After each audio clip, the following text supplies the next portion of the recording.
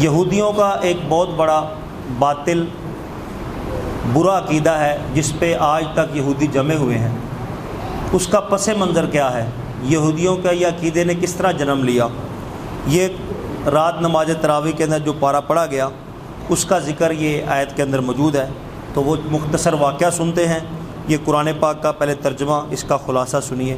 وقالت الیہود، اور یہودیوں نے کہا عزیر ابن اللہ، عزیر اللہ کا بیٹا ہے۔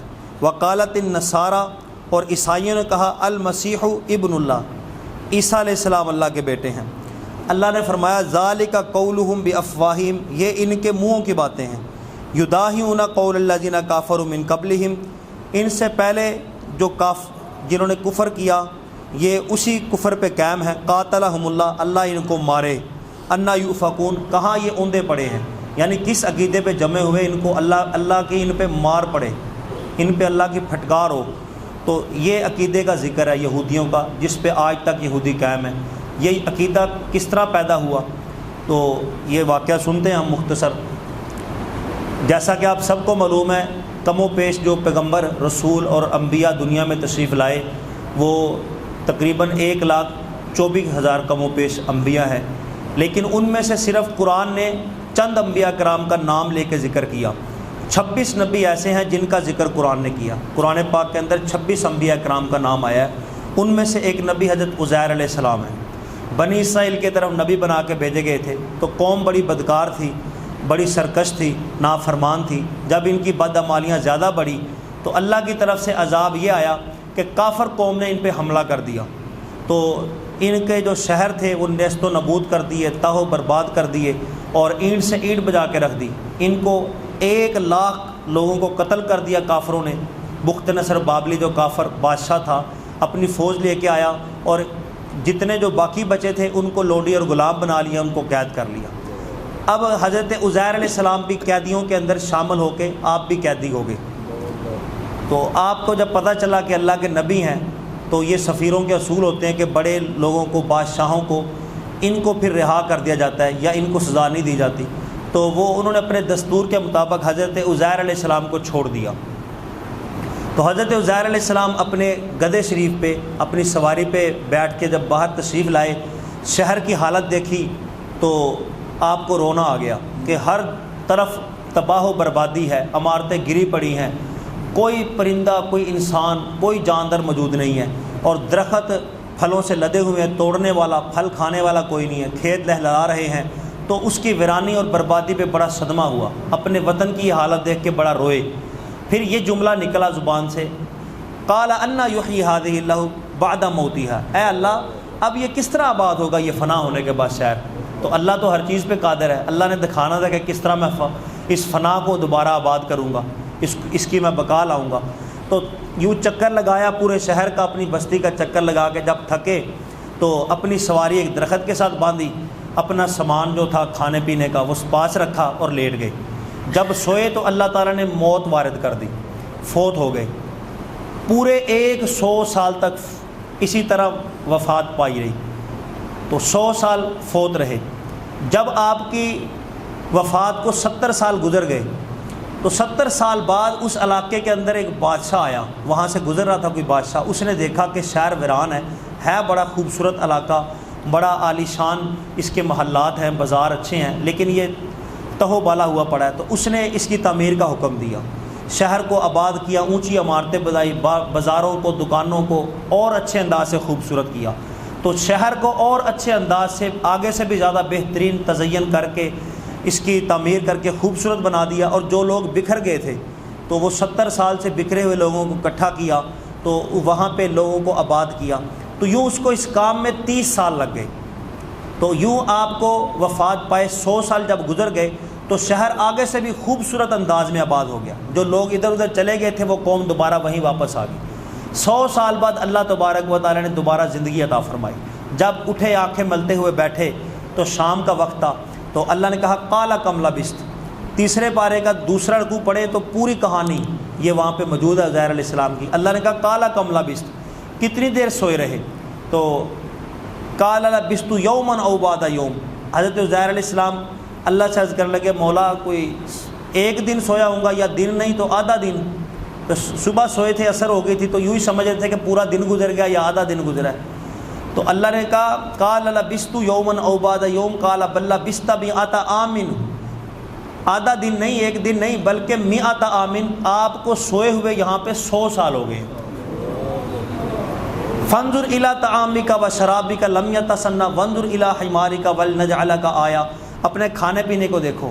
تو وہ کھولا جو وہ شیرہ وغیرہ جوس تھا بالکل صحیح سلامت تھا، نہ بدبو تھی نہ خراب تھا، خوشبودار جوس اور شیرہ انگور سب کچھ تر و تازہ تھے۔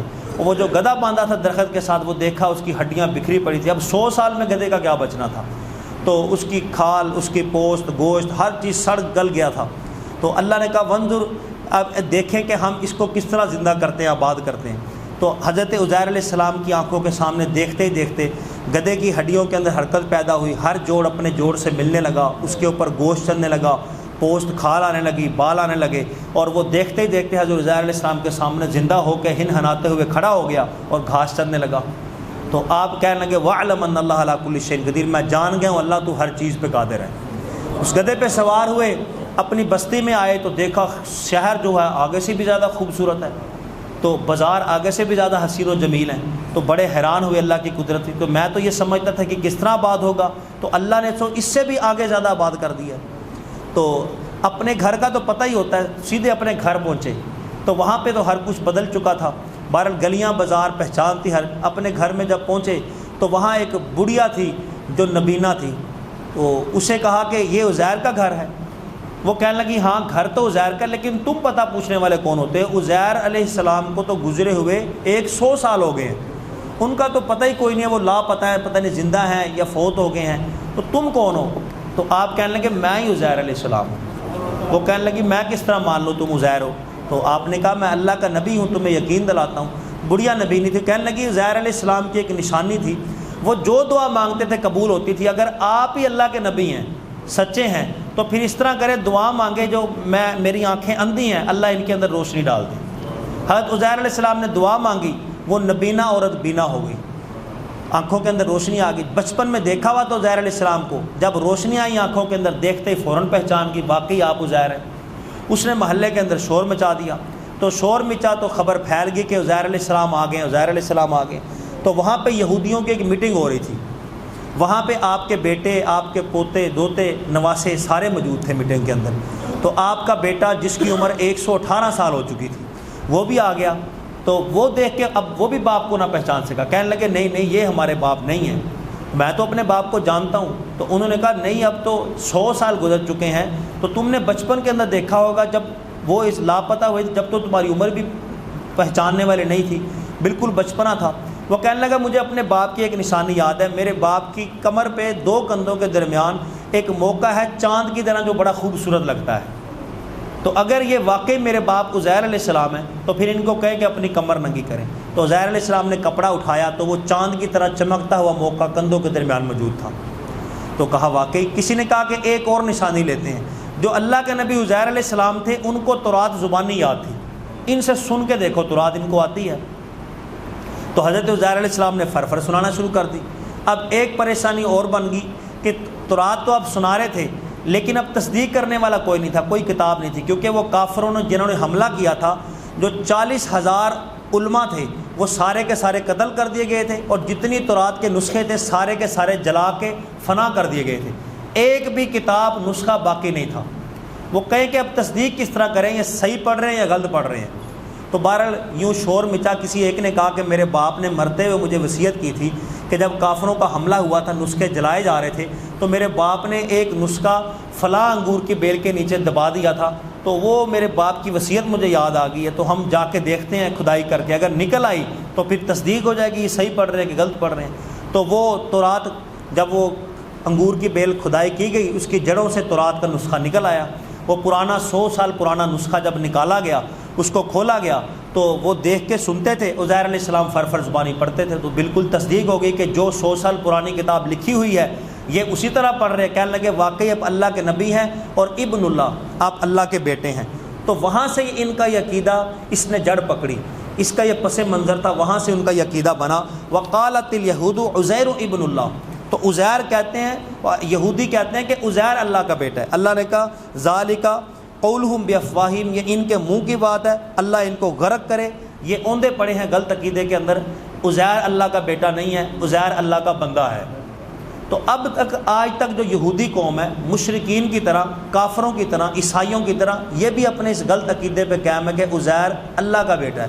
تو اللہ تعالیٰ نے اس واقعے کے اندر، قرآن کی اس آیت کے اندر ان کے اس باطل عقیدے کا رد کیا، اور اس سے ہمیں دلچسپ تو کافی باتیں ہیں، لیکن دو مین چیزیں ہمیں اس سے پتہ چلی کہ عزیر علیہ السلام جب آئے تو اپنے وطن کو دیکھا، اس کی بری حالت، تو اس پہ آپ روئے، آپ کو صدمہ ہوا۔ تو اس سے پتہ چلا کہ وطن کی جو محبت ہے یہ انبیاء کرام صالحین کا طریقہ ہے، اس کے نقصان پہ پریشان ہونا، وطن کی بربادی پہ رونا، صدمہ کرنا، یہ انبیاء کرام علیہ السلام کی سنت ہے۔ نبی پاک صلی اللہ تعالی وسلم جب مکہ سے تشریف لے جا رہے تھے تو غلاف کعبہ کو پکڑ کے پھوٹ پھوٹ کے رو رہے تھے، کہا اے میرے شہر مکہ، میرے وطن، میں تجھے کبھی نہ چھوڑتا اگر یہ کافر نہ نکالتے، یہ مجبور نہ کرتے یہاں جانے سے، میں کبھی تجھے نہ چھوڑتا۔ تو اپنے وطن کی محبت یہ ایمان کی نشانی ہے، یہ اللہ والوں کی نشانی ہے۔ تو بندے کو اپنے وطن سے ہر وقت محبت ہونی چاہیے، ہر قسم کی سازش سے جب اس پہ ہو تو اس پہ بندے کو صدمہ کرنا چاہیے، اس کے نقصان کو اپنا نقصان سمجھنا چاہیے۔ ایک بات تو ہمیں یہ پتہ چلی کہ وطن کی محبت بھی عبادت ہے، تو اس سے محبت ہر بندے کے ایمان کا جز ہے۔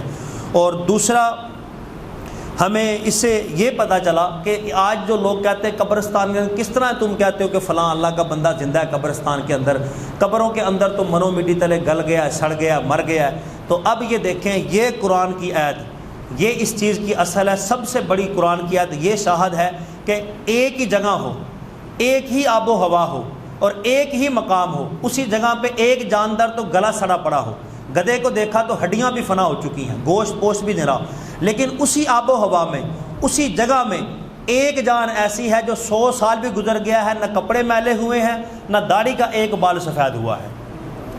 تو اس سے یہ پتہ چلتا ہے کہ اصل جو مٹی ہے، جگہ ہے، اس کی کوئی حیثیت نہیں ہے، حکم اللہ تعالیٰ کا ہے۔ ایک ہی قبرستان کے اندر اگر ایک مردہ گلا سڑا پڑا ہے تو اسی قبرستان کے اندر ایسا ممکن ہے کہ اللہ کا جو نیک بندہ ہے اس کے کفن کو، اس کے بدن کو کوئی چیز کچھ بھی نہ کہہ سکے۔ تو ایک ہی آب و ہوا کے اندر گل سڑ بھی سکتا ہے، اور اسی آب و ہوا کے اندر، اسی جگہ، اسی قبرستان کے اندر ایک ہی بندہ زندہ بھی ہو سکتا ہے۔ تو جنہوں نے اپنی زندگیاں اللہ کے نام پہ صرف کی، جو اللہ کے لیے وقف ہو گئے، تو پھر ان کو مٹی یہ مقام دیتی ہے، مٹی ان کی پھر حیا کرتی ہے۔ اسی مٹی کے اندر جہاں ساتھ والا مردہ گلا سڑا پڑا ہوتا ہے، ہر چیز فنا ہو چکی ہوتی ہے، اسی مٹی کے اندر نہ چمن میلا ہوتا ہے، نہ زمین میلی ہوتی ہے۔ محمد کے غلاموں کا کفن میلا نہیں ہوتا، نہ زمین میلی ہوتی، نہ زمن میلا ہوتا، محمد کے غلاموں کا کفن میلا نہیں ہوتا۔ تو یہ زمین، یہ مٹی اس کی حیا کرتی ہے۔ یہ واقعہ، یہ شاہد ہے قبرستان کے اندر جو ہمارا اہل سنت کا عقیدہ ہے کہ اللہ کے نیک بندے زندہ ہوتے ہیں، ان کو کوئی چیز مٹی ان کا کچھ نہیں بگاڑتی، ان کا جسم تو دور، ان کا کفن کو بھی کچھ حرکت نہیں کر سکتی مٹی۔ تو یہ قرآن کی آیت، یہ شاہد ہے۔ اللہ تعالیٰ کی بارگاہ میں دعا ہے جو ہم نے سنا اللہ تعالیٰ یاد رکھنے کی توفیق عطا فرمائے۔